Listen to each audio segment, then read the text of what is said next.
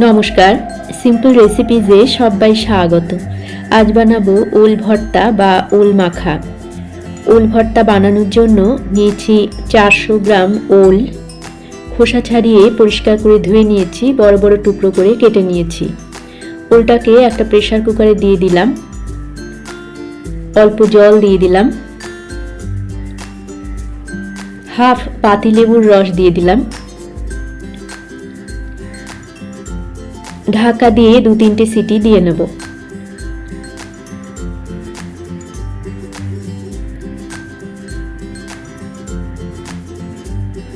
একটা পেস্ট বানিয়ে নেব। তার জন্য মিক্সিং জারে দিয়ে দিলাম 1 টেবিল স্পুন হলুদ সর্ষে, 1 টেবিল স্পুন কালো সর্ষে শুকনো গুঁড়ো করে নিলাম।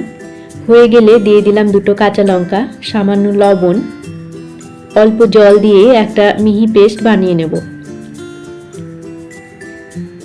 তো বানিয়ে নিয়েছি পেস্ট। সেদ্ধ করে রাখা ওলটাকে ছাঁকনিতে জল ঝরিয়ে ঠান্ডা করে নিলাম। গ্যাসে কড়াইতে দিয়ে দিলাম 1 টেবিল স্পুন সরষের তেল। তেলটা গরম হলে দিয়ে দিলাম 2টো শুকনো লঙ্কা, ভেজে নেব।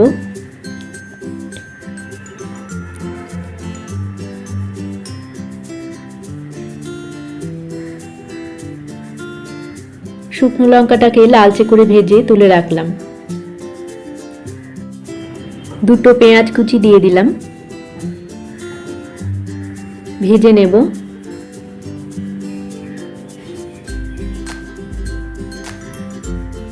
পেঁয়াজটাকেও লালচে করে ভেজে নেব।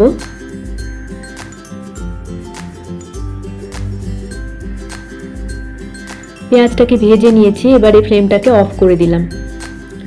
সেদ্ধ করে রাখা ওলটাকে ঠান্ডা করে নিয়ে এবারে চটকে মেখে নেব।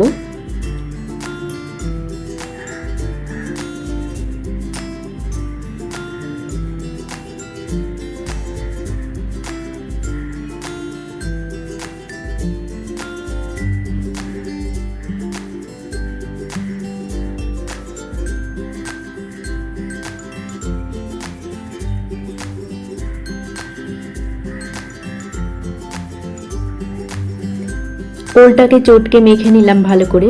ভেজে রাখা শুকনো লঙ্কা 2টোকে নিয়ে নিলাম, স্বাদ মতো লবণ দিয়ে দিলাম। শুকনো লঙ্কা 2টোকে গুঁড়ো করে নেব, নিয়ে লবণের সাথে ভালো করে মেখে নেব।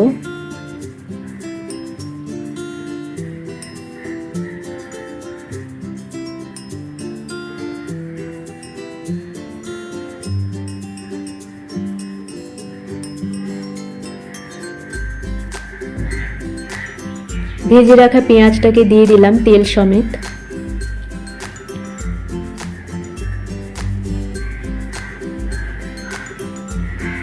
সর্ষে বাটাটাকে দিয়ে দিলাম,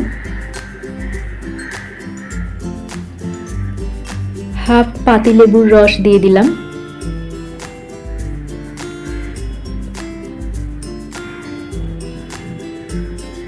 সবকিছু ভালো করে মেখে নেব।